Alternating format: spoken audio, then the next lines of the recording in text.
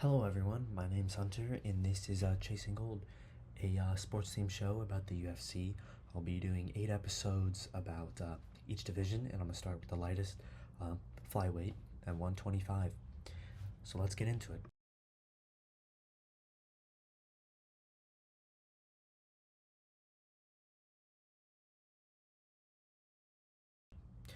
This is an exciting time for the Flyweight division in UFC fans. Um, the Flyweight division was often considered the most boring, and Dana White, in fact, a couple years ago, talked about disbanding the Flyweight division, and that's when they had Demetrius Johnson, which is crazy because I think he's the greatest fighter of all time. He's definitely the greatest martial artist of all time, most complete fighter. So it's very interesting. The Flyweight division, who knows? Who knows what's the future holds for it? So today I want to talk about some recent fights, um, future fights, and I'm gonna make some predictions about these fights because it's kind of chaotic. There's a lot of different things that can happen with the upcoming fights. I'll shape the division, and yeah. So let's get into it. First thing I want to talk about is the current status of the division, and Alex Pantoja is a champ right now. He has 5 losses on his career, but he's completely dominated the division. 30 wins, hasn't lost since 2020, and he's had multiple title defenses recently. And he is taking on Josh Fan at UFC 322, which is December 6th. I just wrapped up UFC 322, just wrapped up, so it was good. It was a good card. Most exciting card since of the year, maybe of the year. With the return of Islam, but I'll get that when I will get to the welterweight division. Okay, Alexander Pantoja. Let's talk about him. I guess the champion. He's a champion for a reason. He has his pace is incredible. His pressure is resilient, and it's because his grappling so good. So that's what makes him great. Takes on Josh Fan. Yeah, I'll get that to later. Let's talk about some recent fights.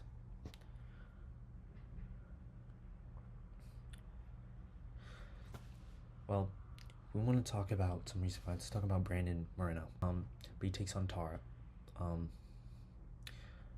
He I think he's my favorite fighter in the flyweight division. I think he's great. Very exciting. I remember his fight card back in August.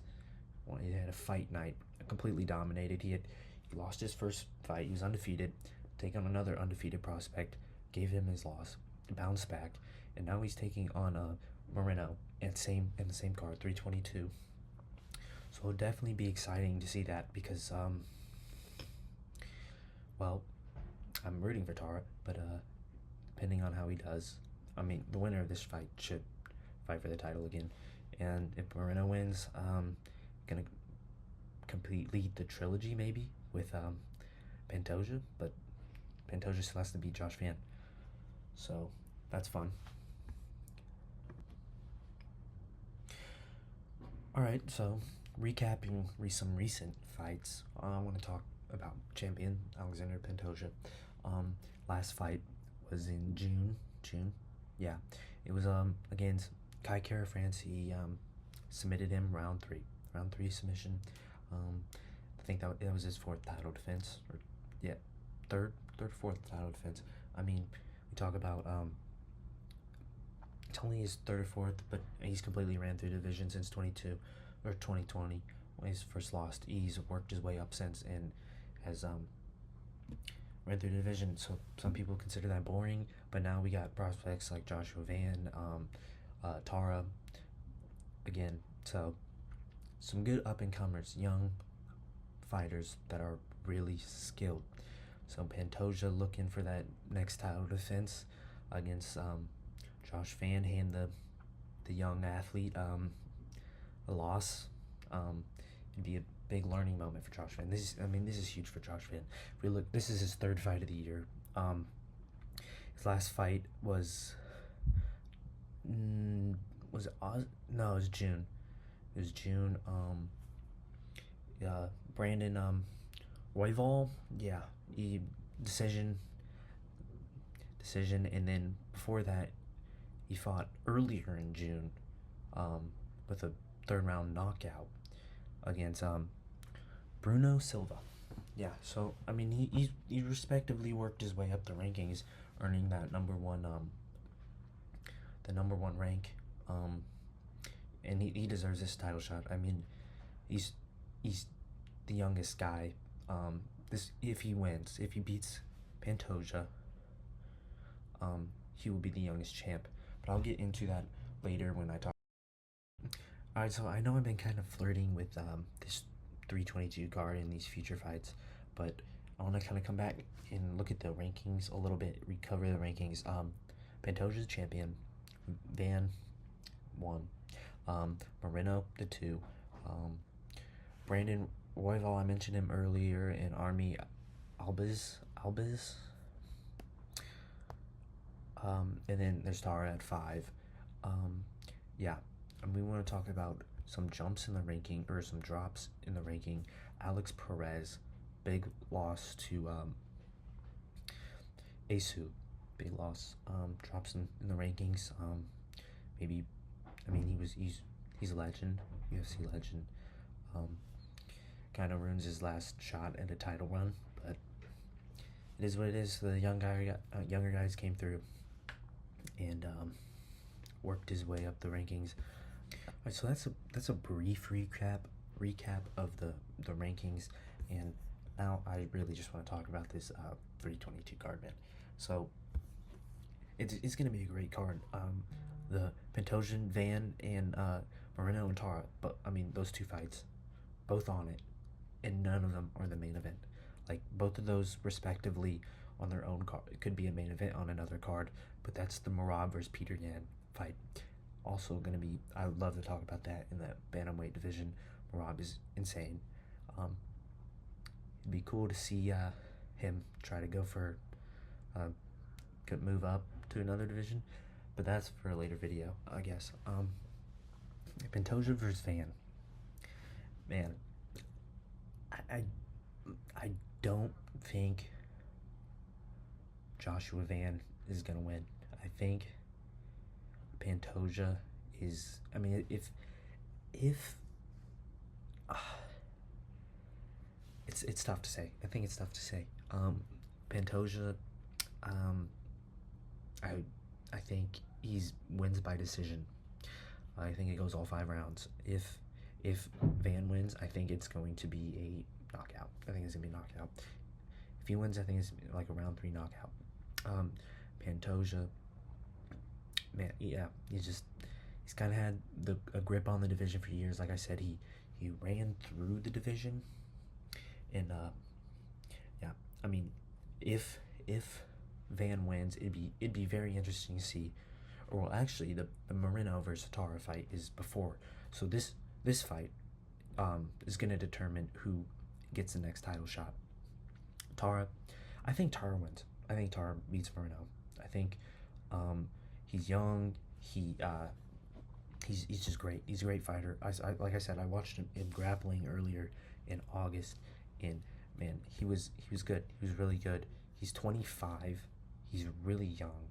He's got a great career in front of him. Yeah, I mean, I think he's gonna hold the belt at some point in his career. He's great grappler, man. Like, his pressure, his relentless pursuit, his pace is insane. So I think it's awesome. I think he beats Moreno. Moreno's 31. He's not too old, but he wins by decision a lot. Like I said, his last he had a knockout in 23, but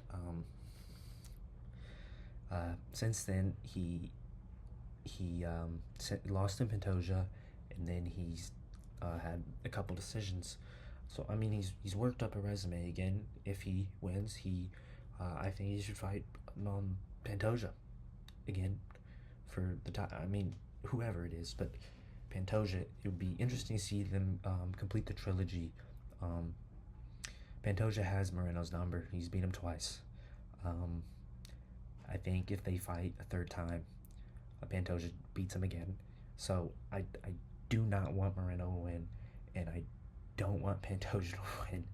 Uh, I think that would be boring. I think that'd be boring. I think let the young guys fight. That, I mean, that'd be insane. A 25-year-old and a 24-year-old fighting for a belt. I mean, if Van wins, he'll be the youngest champion ever, surpassing John Jones, who is, most people consider John Jones is the greatest UFC fighter of all time. I disagree. I think he blasts steroids and he's cheap. He's cheap. He's not Demetrius Johnson, who's a flyweight legend. I'm very excited for this card. I mean, it'll be a fun one to watch.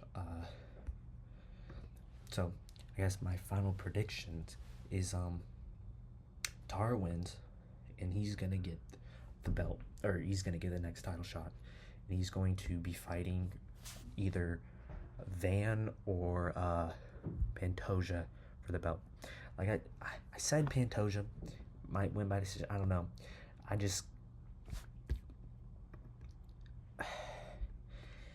I'm trying to be like, I kind of have a little bit of bias. I think I want to say Van wins, but I don't know. It's tough to tell. They're so different. They're completely different fighters. I mean, Joshua Van is a brawler, and Pantoja is kind of more reserved. He's a good grappler. So, I mean, if it goes to the ground, Van loses, I believe. I mean, we talk about Josh Van. He started training MMA at 11. I mean, he's not 11, 17. He's a prodigy. In 24, he's getting a title shot in the UFC, and that's unheard of. That's unheard of. He has a insane career path. He has 2 losses. He fought 17 times since he was turned 17 professional fights, and I mean, it's insane. It's insane. It's unbelievable. His career path. It's like a video game almost. He started training. I mean, you don't see that anymore. I mean, back like 10 years ago, you hear about guys, wrestlers. They wrestle in college and then they go to the UFC. I mean, this is when it was a newer sport. You don't see that anymore. You don't see champion. You don't see American wrestlers go to UFC and just dominate anymore. It's not the way it works. Dagestanians wrestling. I mean, that's almost like they're on a downfall. They used to run it. It was the American wrestlers, then the Dagestanians, and now it still is, but they've been losing. Recently, I mean, they weren't losing. There was a stretch they didn't lose. Which is crazy. There's thanks to we saw it in the GSP, or not GSP.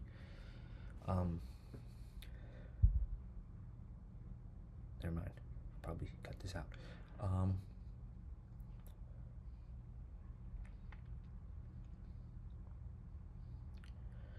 What should I discuss?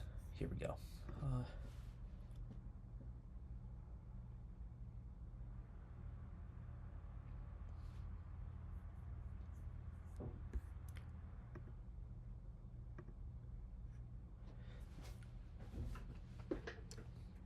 Yeah, so UFC 323 is going to be a insane card. It's gonna be it's gonna dictate the division